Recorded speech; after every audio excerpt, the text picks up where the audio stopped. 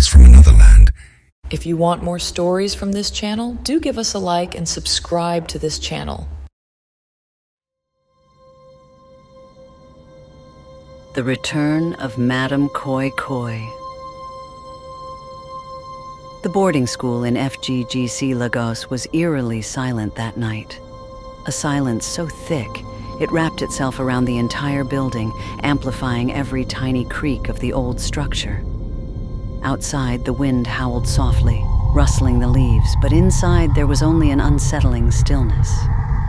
The girls who slept within those walls knew the silence wasn't normal. It was the kind of silence that seemed to echo with something dark, waiting. In Dormitory C, a group of 4 girls sat huddled together on their bunks. Bisi, Amaka, Zainab, and Tolu. The dim glow of a flickering flashlight was the only source of light, and the faint illumination cast long shadows that danced ominously across the walls, making every corner appear deeper and darker.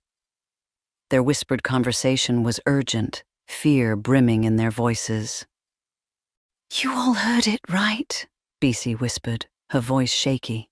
Her eyes darted nervously towards the door.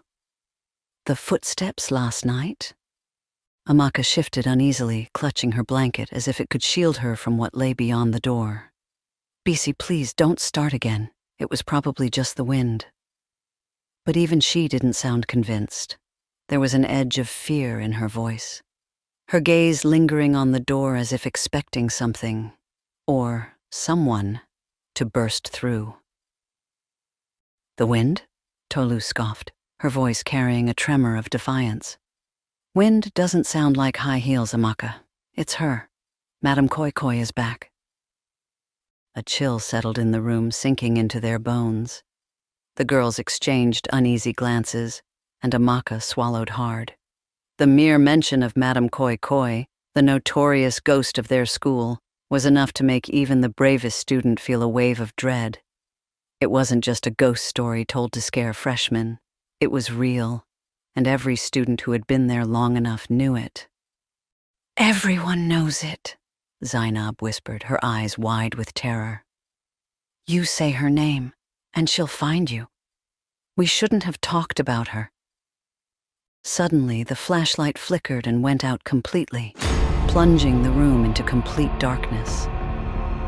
The silence pressed down on them, suffocating. The girls held their breath, their hearts pounding in their chests. And then they heard it. The unmistakable clicking sound of high heels on the wooden floor of the corridor outside.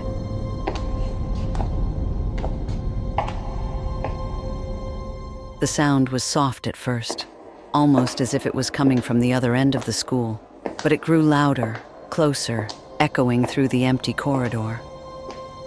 Amaka let out a small whimper, her hand instinctively covering her mouth as she tried to stay quiet.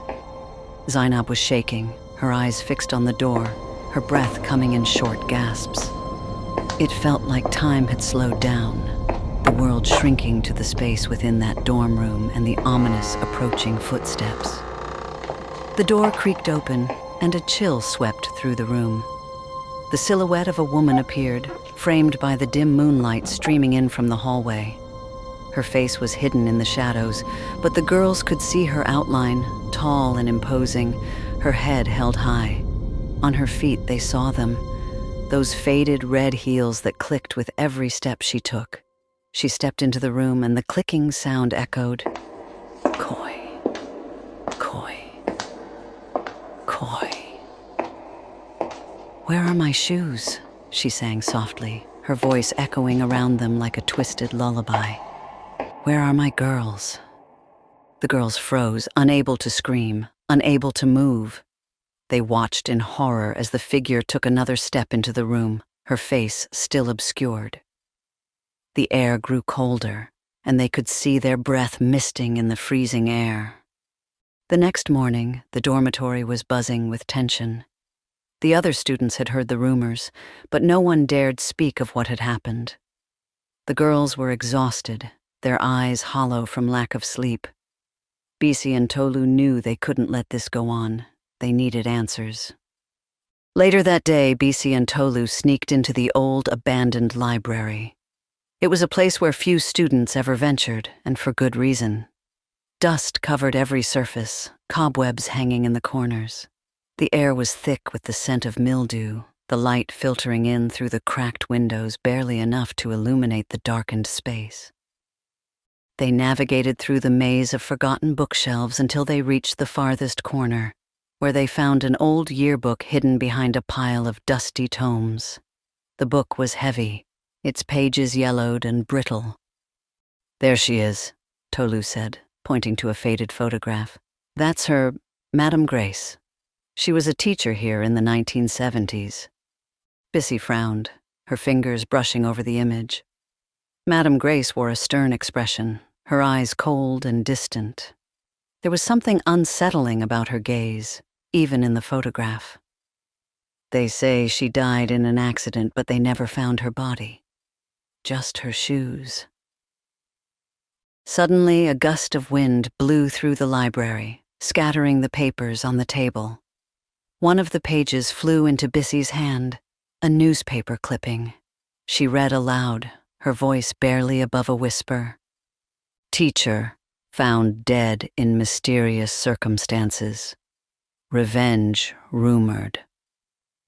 "We have to end this," Tolu said, her voice trembling but filled with determination. "We have to return her shoes." That night, the girls gathered in the hallway. It was late, and the rest of the students were asleep. The hallway was dark, the only light coming from the candles they each held. Their faces were illuminated by the flickering flames, their expressions filled with a mix of fear and determination. "We have to do this together," Bissy whispered, her voice barely steady. "We have to return her shoes to where they belong." They made their way to the old storage room, a place rarely visited by students. It was said to be haunted, and after tonight, the girls believed it. The door creaked open, revealing a dusty, forgotten space. In the center of the room lay a pair of red high heels, glinting under the dim light of their candles. The air was thick, an oppressive sense of something otherworldly all around them. "Put them back!" Tolu urged, her voice breaking. Tears welled up in her eyes as she stepped closer. The room felt colder with every step, as if something, or someone, was watching them, waiting. Suddenly, the door slammed shut behind them. The candles flickered, and a bone-chilling cold filled the room. The girls could see their breath, their fingers numb as they clutched the candles. The air seemed to vibrate with energy, a dark presence pressing down on them. "You took them from me," a voice echoed around them filled with rage and sorrow. "Now I will take you." Madame Koi Koi materialized from the shadows, her eyes glowing red, her face twisted in fury. She moved towards them, her fingers elongating into sharp, claw-like shapes. Her presence was overwhelming, a suffocating darkness that seemed to pull the very warmth from the room. "Put the shoes back!" Amaka screamed, her voice breaking as she scrambled backward. "Now!" Zainab stumbled forward, grabbing the shoes and placing them in front of Madame Koi Koi. The ghost paused, her gaze shifting from rage to something softer, almost mournful. She knelt down, picking up the shoes with a gentleness that seemed impossible for the spectral figure. "I only wanted my shoes," she whispered, her voice echoing with heartbreak. The anger seemed to drain from her, replaced by a deep sadness. Slowly, her form began to fade, her figure dissolving into the darkness as if she were being swallowed by the shadows. The room began to warm, the oppressive cold lifting, and the candles steadied. The girls collapsed to the floor, gasping for breath, tears streaming down their faces. The next morning, the sun rose over the school, casting a warm glow across the grounds. The girls stood together on the steps of the dormitory, their eyes red from exhaustion, but a weight had been lifted from their shoulders. They looked out at the other students going about their morning routine, the laughter and chatter a welcome sound. "Do you think she's really gone?" Bisi asked softly, her voice still shaky. Tolu gave a small, hopeful smile. "Maybe. As long as no one disturbs her again." They turned and began to walk back to the dormitory, but just as they reached the door, a faint sound echoed in the distance.